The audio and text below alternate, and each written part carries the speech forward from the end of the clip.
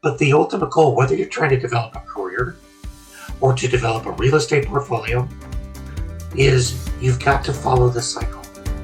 And you'll be using it differently at different times. And that's what the book ended up being about. Was not so much how to do them, but how to use them. Welcome to the Threefold Real Estate Investing Podcast. This is the podcast where you'll not only learn how you can achieve massive success in multifamily real estate investing, but also how you can simultaneously pursue great relationships with your family and a better walk with God. You can achieve financial freedom through real estate investing without sacrificing the relationships that mean the most to you. Now, here's your host, Lee Yoder. Well, welcome back, Threefold listeners. I hope you're having a great week. We've got a great guest. He must be a great guest because he's on for the third time now. I hope I wouldn't have him on for a third time if he wasn't a great guest. But my buddy Dave Foster is joining us today. He is a qualified intermediary. If you don't know what that means, I'll let Dave tell you. But he's been on twice before, so if you've been listening, you already know what that means. He was episode 29 and episode 71. 29 was at the end of 2020, and 71 was October of 2021. So it's been a couple years. He's done a bunch of things like write a book, which we're going to get into. But he understands that real estate is really an investment in your future. As a multifamily or multi-industry visionary, he has over 20 years of experience working in all phases of real estate investing, from commercial to residential. He brings his clients a fresh perspective and clear vision for strategic development. As an investor himself, he views each investment as a unique opportunity to maximize returns. A degreed accountant with a master's in management, Dave built his reputation on being a driven, results-oriented, qualified intermediary who works relentlessly to optimize value for the real estate investors with whom he works. He is inspired by a genuine desire to help investors excel, and he continuously strives to create win-win situations. And then I want to say, too, we're not going to get into it too much because we talked about in the other two episodes that Dave was on, and he's talked about a lot. And it's in his book that we're going to talk about. But Dave has a really cool story about how he and his wife used the 1031 exchange, which we're going to talk about, and Dave specializes in, to allow he and his family, his three boys, and then they adopted a fourth boy, to live on a sailboat for 10 years. I mean, it may sound like just a dream, like it couldn't really happen. Dave and his wife and his boys actually did it. It's an amazing story, but we're not going to get into it too much here, so read the book. But Dave, I've been talking too much. Welcome back, my friend. Thanks for joining us again. Thank you. You know what, a three-peat. I need three rings, don't I? Yeah, you do. Have the rings. You need the rings, man. Yeah. Yeah, I was looking at your back shelf there. You know, you've got the Kiyosaki book, Rich Dad. Yep. I'm thinking that I need to write a next book called The Sailing Dad. Yeah. And it's every mistake you could make raising kids on a boat. Yeah. That'd be a good one. Yeah. My favorite, though, I'll give the audience Good. a good clue on how to do child discipline. When you're on a sailboat, you know, time out is a great way because it lets the kids go away and think, but it also provides some peace and quiet for mom and dad. Yeah. So our form of time out was that we would put them in the dinghy and then tow the dinghy off the back of the boat. I was going to guess that. You really did that? We really did that. And I can tell you about it now because I'm pretty sure the statute of limitations is gone. But we would invariably look back, and within 2 minutes, the water fights had started. Someone was being pushed in. It was just awesome. Yep. You had to bring him back in. Didn't work. Hey, great in theory, though. I mean, it sounds great in theory. I thought maybe, I guess you could leave them at dock, just dock and leave them and head out. But again, yeah, they'd probably have fun. They'd probably figure out a way to have fun on shore. Yeah, that's the problem. When you raise healthy kids, they find a way to have fun no matter what. That's right. Until you tell them, Lee, that the reason why the ice cream truck is playing music is because that means that it's out of ice cream. Is that not the worst lie ever? Yeah, that's a pretty bad one. That's a straight up lie. But sometimes you might need to do that. I'm still seeking forgiveness. Yeah. Well, Dave, so let's talk about how you got there. So that's just a really cool story. Again, people should read the book to read more about that story, listen to you on other podcasts, maybe the episodes that were on my podcast previously. But the main tool you used, and the tool so many people use to have, just tremendous wealth building success in real estate, is that 1031 exchange. I know you've got some different ways that you kind of teach that, and I want to get in the book. I'll kind of let you lead, Dave. What are maybe some beginning things that people need to understand about this incredible tool? Yeah, I think the single most powerful thing about it, and what we used to leverage, was that it really represents just compounding interest. It's Yeah. a form of that. So my worst deal ever in real estate was my first one. I did a fix and flip. I made a bunch of money. I sold it because I didn't know about the 1031 exchange. My tax bill was $20,000. Wow. Yeah. Right. Now, doing 1031 exchanges allows you to take that tax and put that into the new property, and you make the money off of it. Yeah. So that's pushing 30 years ago now. If I would have had that $20,000 making me $2,000 a year for 30 years, that's $60,000. Right. That's in my pocket.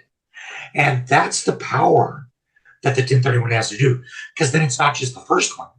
You then start making money off the money you made on the tax, Sure. and money Right. off the money, off the money, off the money. Yep. And that's what we discovered early on was going to let us leave the rat race early. Yep. You know, there's a lot of people that will spend time to develop a career, and that has its own stages and life cycles. We chose to develop a life. And that life also had stages and a cycle to it. Yep. And different needs at different times. But the 1031 exchange was constant throughout the whole thing. So anytime we sold a property, we put the deferred tax to work. Yep. And then the other side of that we used a lot was the primary residence exemption of Section 121. Oh, yeah. Right. Because that sucker lets you sell a property you live in every 2 years and take $500,000 of profit tax-free. So we just combined we did both of them separate, and then we added gasoline to the fire by periodically converting a deferred tax property into our primary residence. Mm. And when we did this prior to 08, we could take the entire profit then tax-free. Right. And so every time we did that, that went into the buy the boat kitty. Yeah. Awesome. Right. And the rest of the 1031s positioned our real estate so that's what we were able to do. We bought the boat with tax-free dollars from the 121 sales, the primary residence sales. And then we lived off of our private 1031 clients and the fleet of vacation rentals. Yeah. That But you that we had bought bought with deferred tax. Yeah. Exactly. I'll tell you how long ago this was. We were laughing about this just the other day. This was so long ago that VRBO was actually called VRBO. It wasn't Verbo. Somebody laughed at me for calling it that. Yeah. But that's what it was. Yeah. And It was probably crazy. Airbnb probably wasn't a company back then. Oh, not even. Yeah. Not even at all. But we started doing little travel logs, video blogs, Yeah. and vlogs for our renters and stuff. And so it was kind of cool to see the industry Yeah. evolve where we were. Dave, We real had fun, quick, I didn't want to rehash everything, but just in case there is somebody listening, what's in real simple terms? Because you explain it all the time, so you know how to do it. The 1031. What are you talking about with deferred taxes and the 1031? Can you just explain it real quick? Yeah, you got a piece of real estate that's an investment real estate, and you want to sell it.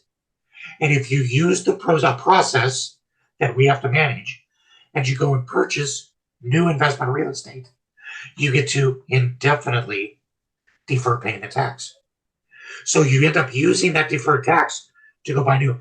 I don't think we've ever had a chance to show this pro forma that we've done for our classes that we teach, where we take 4 transactions. So literally it's one transaction 4 times is all. And we compare 2 investors. They each start with $100,000 gain, and everything else about the model is exactly the same. Yep. Except one pays the tax and one 1031s. Yep. With $100,000 gain at the first sale, one investor defers the tax.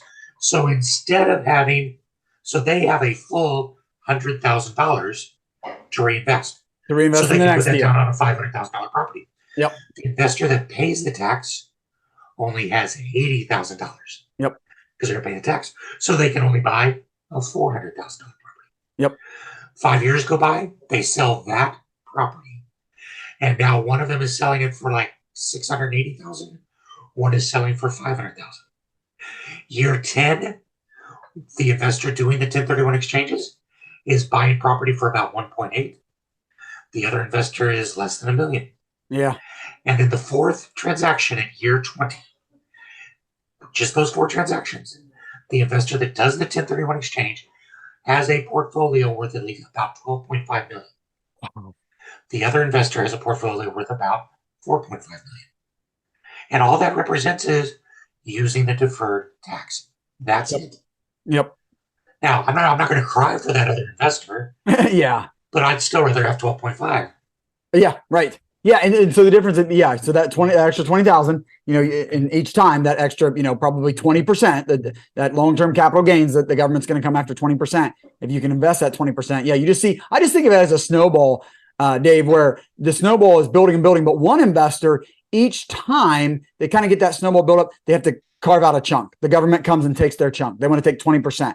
So you keep rolling the snowball and it keeps getting bigger. But this other guy, he doesn't take that chunk out every time. He's not taking that 20% out. So you can just see like one snowball is just going to, because it's that compounding interest. I mean, the bigger the snowball is, the more snow it picks up. And so it grows faster. So if you don't have to keep shaving off 20% of it, it just grows so much bigger. And yeah, that's how you can end up with 12 million instead of 4 million. And then I wanted you to explain that, Dave, because that's what you're talking about with the other thing is it almost forces you into that compound interest because like you said, you're not going to cry over the guy that made that $4 million portfolio because at least he kept reinvesting. He said, I'm selling. And what he could have done, Dave, is he could have spent the 80 grand, right? Government takes 20. I made 80. Man, we're going to have a great year. I just bought myself a new truck. We're going to Europe. We're doing all, but so he can do that. The guy that's doing the 1031 cannot do that. He can't touch a bit of that 100,000. And when I mentioned that Dave is a qualified intermediary, you literally can't touch that money. I got to make sure that 100,000 doesn't come to me. It goes to Dave. Dave holds on to it. And the government, everybody acknowledges that it's a 1031 because Dave has it, not me. So I literally never saw the profit. It went to Dave. And then Dave puts it in my next investment when I identify it and all that. And that's why you need a qualified intermediary like Dave. But your point, Dave, is so good that the guy that didn't have to pay the 20,000. Also, like he cannot touch that 100,000. So he has to reinvest it. And so it forces you into that, which is so good. It forces you into compounding interest, which compounding gains, which is just so powerful. I mean, to your tiny little example, 4 transactions, $100,000 profit, just keep rolling it. And you got $12 million in 30 years. Most people just can't fathom that, but it's because you use the 1031 and you kept reinvesting. You didn't touch it. It's kind of like those old Christmas savings programs on steroids. Yeah. And actually the biggest argument why I think real estate investing is the best way to build generational legacy type wealth. Oh yeah. Because you can't touch it. Yeah. If I'm investing in stocks, I can get all excited, right? I can sell, I can buy, I can lose, I can buy a truck, I can go to Vegas, hey, whatever. Real estate, because it's relatively illiquid, forces me to make those decisions on a more measured basis, which means I'm going to make fewer of them, which means that money's going to stay at work for me longer. And to all those people, even right now, who when they're watching this are going to say, you got to pay the tax anyways, why not do it now? Because every day that you defer that tax is one more day that the profit goes to you. Yeah. If you only, we were talking about the 20,000 that I sheltered. If I only would have kept that deferred for 10 years, that's $20,000 in my pocket. Yep. That's a little car for my wife. Yep. Half of a truck for me. But the idea is, as long as you can, you keep it going. Yeah. And there are people and there are ways to do it your entire life. Yeah. You never pay. You got to create. Yeah. And you got to have a professional. And Dave, it's so powerful. It is real estate in general, but you throw on some of these other tools like the 1031, such a powerful wealth building vehicle for anybody. Anybody can do that. And I that's why you wrote the book, right, Dave? So many people that have used it have just been impacted and have impacted their family and for generations. It's amazing. But so many people don't know about it. So that's why you wrote the book. Yeah. And I know, Dave, you were kind enough to have Hannah and I kind of be a part of the book launch, and we were honored to be a part awesome, of that. By the way. Yeah, it was awesome. And Dave, you said like you kind of want us to do it because, Hannah and I have just already, God has blessed us so much, and we're, still trucking ahead, and we got a long way to go. I don't want to make anybody think like Hannah and I have made it, but already been blessed by real estate, and our life has changed, and like in a really cool way, what God has done. And I know it seemed like you were saying, Dave, like as you wrote the book kind of ended up becoming more about that like there were these different ways, and like it was about changing people's life and building Right. wealth. Do you want to talk a little bit more about that? Yeah, it was the reason why I wrote the book was for the same reason I've developed my entire career and web presence and everything the way we have. Yeah. Because I really have seen over the decades that the biggest need is education. Mm. Because, like you said, people don't know about it. Yeah. And the IRS first started keeping track of 1031 exchanges like 1996, when they lost the big lawsuit that let folks like you and I then start to do these things. Interesting. And that very first year, out of several million transactions, there were 70 or 80,000 1031s. Okay, now that started climbing, right? Think about what time period 96 was. We were just starting to ramp up to burst through the web, the internet crash, and right through to 2008. Yep. And in 2006, there were about 600,000. So a tenfold in 5 or 6 years. Yeah. By 2008, it was back to 60,000. So all of a sudden, what we realized when we're going to re-energize as the market turned around again was that 90% of our investors had Alzheimer's or were dead or were broke. Yeah. One or the other. And so we'd lost an entire generation of savvy 1031 investors. Yeah. The biggest buying group of real estate in 2012, the millennials. Yeah. Sure. And when 1031s were in their heyday, they were in middle school. Yeah. So they had no knowledge. Right. Yeah, good point. Yep. 2/3 of all realtors who were in business in 2007 were gone by 2012. Yeah, I've heard that. So there was nobody to carry on that campfire information. Good point. So I said, you know what? We're going to develop the 1031 investor. We're going to create the videos. We're going to do the articles. We're going to do the podcast presence so that we can start to educate people again. And so that was why the book was kind of like the culmination. It's like, okay, let's write a book on how to do these things. But after I wrote it, I realized that really isn't what I really didn't write a manual. I wrote one strategic way to reach your dreams. Yeah. Called the 1031 exchange. Yep. And even within that, there's multiple ways to use the 1031 to develop it.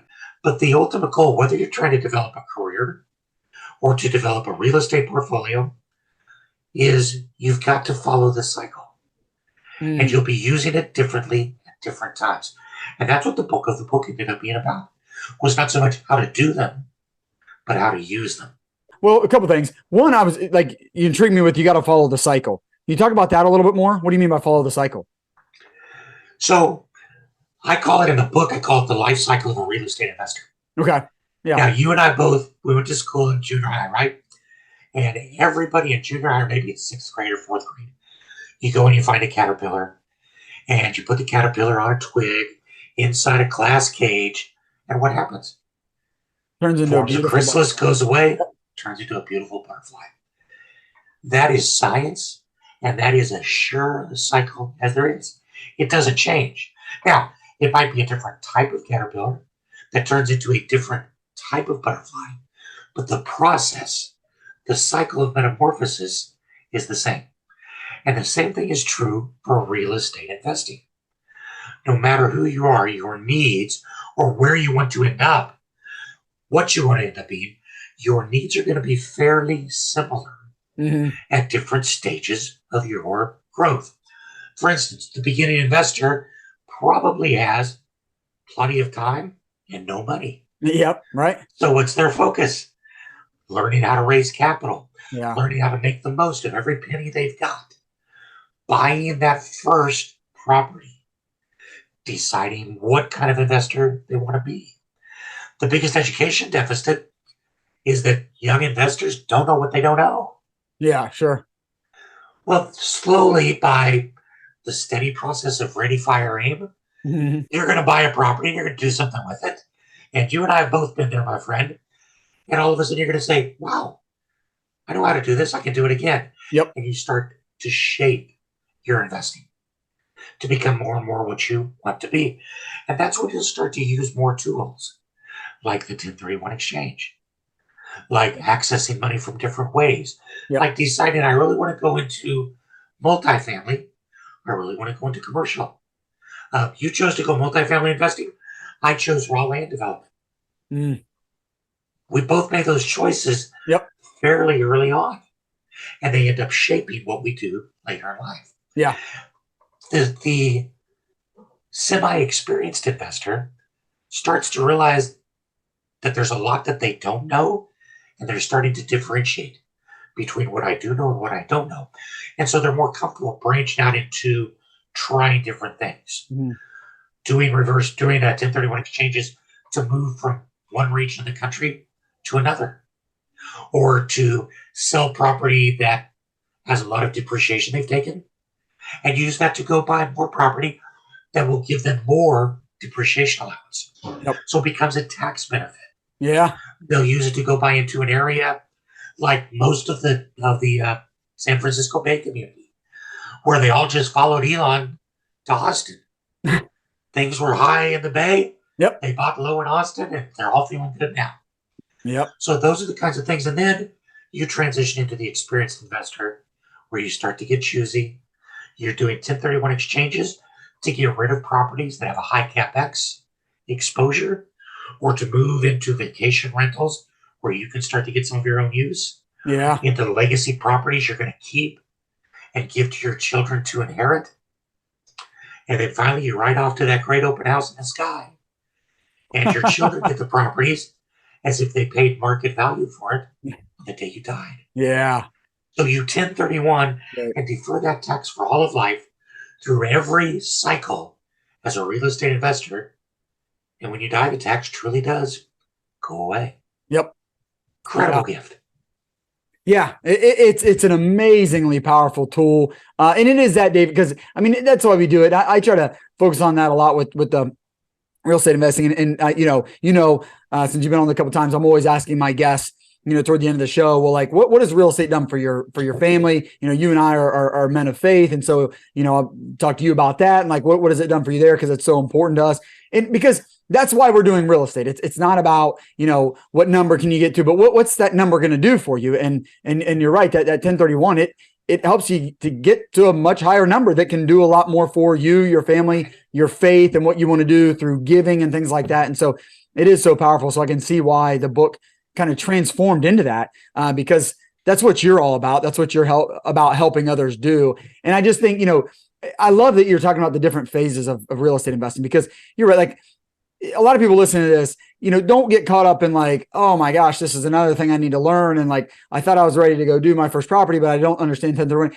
Go do your first property. Like you don't have to be ready. And especially if you're not ready to sell it, you got time to learn, because it's only when you get ready to sell it that you need to do 1031. But you can use these different tools at different stages in your career. Maybe you're just building and you build up without doing a 1031. And then you get this one property and you realize I'm going to have you've done really well, and I'm going to have a $250,000 tax hit. Maybe that's when you get serious about a 1031 exchange. And it can, imagine what $250,000 can do for you when you gave us an example, Dave, of just paying $20,000 in taxes, and it just, we just sold a couple properties, and both of them were 1031 buyers, and they paid a lot more for the property than I would have, but they had a 1031. So there's different situations, they're just in a different position. They're the one guy you kind of mentioned getting out of California. The one guy wanted to get out of California, wanted his investments. He wanted to sell his investments in California and buy in Ohio, move to more landlord friendly, more tax friendly state.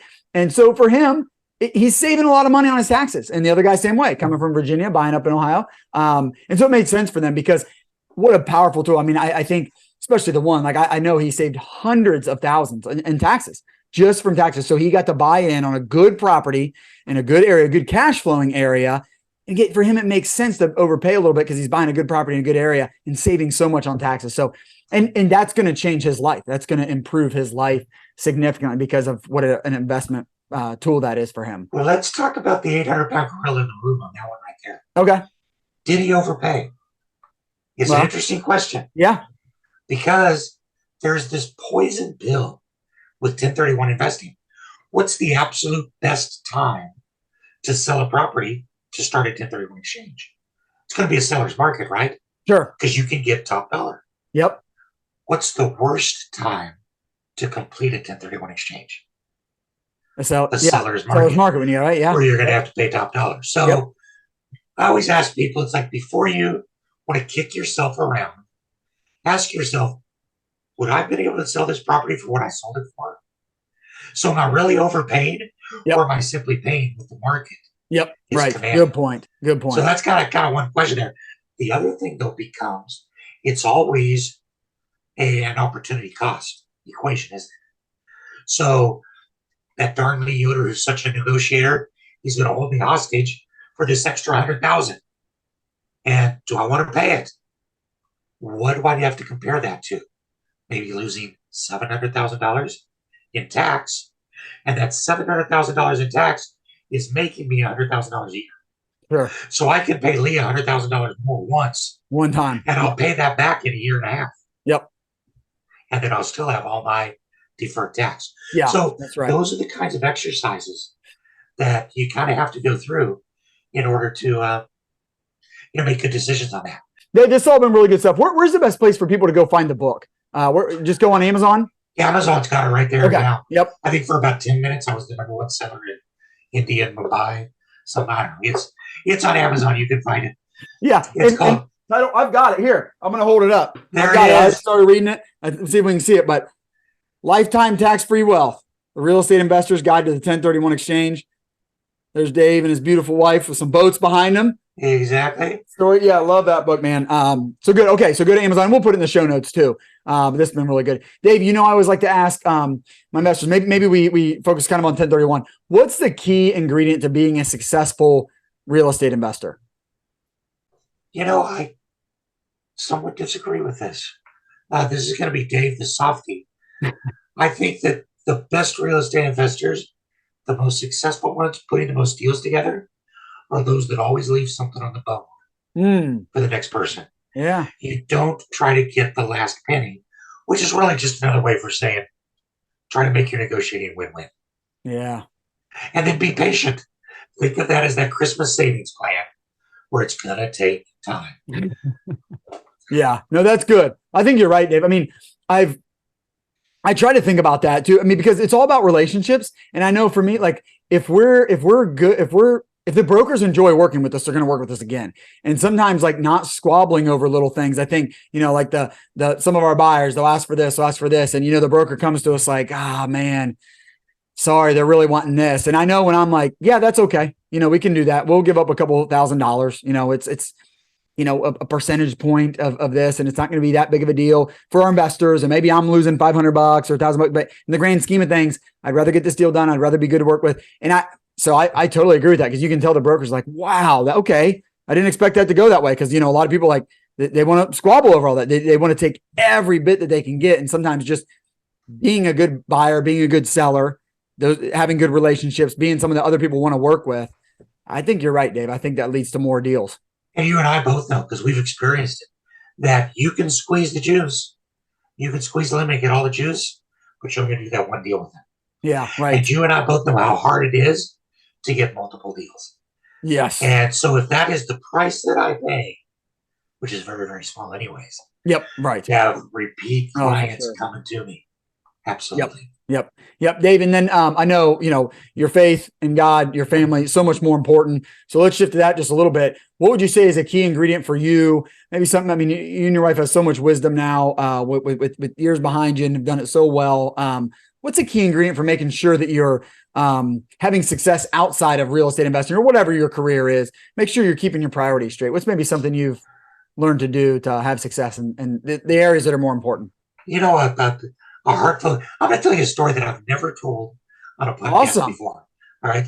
But first, speaking to the long-term impact of this, the verse of the day, Psalms 119:1, which in the Message version says this: "You're blessed when you stay on course. You walk steadily on the road revealed by God." If you can avoid distraction as you're pursuing your goals, and if God has put something into your mind to do, and you do that single-mindedly and wholeheartedly, you will succeed. Yep. That's it. Good. Part of that for us was developing a heart of giving, because if all we've done is collect a lot at the end of the road, My kids are going to turn into ingrates anyways. My grandchildren will never remember me. Yep. And the world will not be a better place because I was here. But hey, this has been awesome, man. I mean, I love the book so far from what I've read. And I mean, I feel like I've gotten a sneak peek from knowing you these few years. So we'll put all that in the show notes. But thanks for coming on, sharing your wisdom. It's one great tool in real estate, which is just a great vehicle for people that, anybody can do, anybody can use it. And I love, kind of how you started out, that 1031 forces you to use the compounding returns, the compounding interest, and it's really good. So thanks so much, Dave. It's always a pleasure. I appreciate you coming on again. Love being here, brother. By the way, shameless plug. Yep. If you're looking for a place to live, you need to go live in one of Lee's multifamily complexes because Hannah makes cookies for the residents. That is true. Yep, well, she's getting ready to send another one out. And then Dave, I'll throw all your links, and I didn't mention. I know you're all over social media. We'll throw all that, and then www.the spelled out THE 1031, and that's 1031 investor.com. We'll throw that in, but we'll get all that out. I know you put out great content on social media and on the website, so we'll throw all that in. Great. All right. Thanks so much, Dave. Take care, buddy. Thank you for joining us for another great episode. I hope you'll take action on what you've learned today. If you enjoyed today's show, please consider leaving Lee a 5-star rating and review. And check him out on threefoldrei.com. Until next time, 1 Timothy 6:17.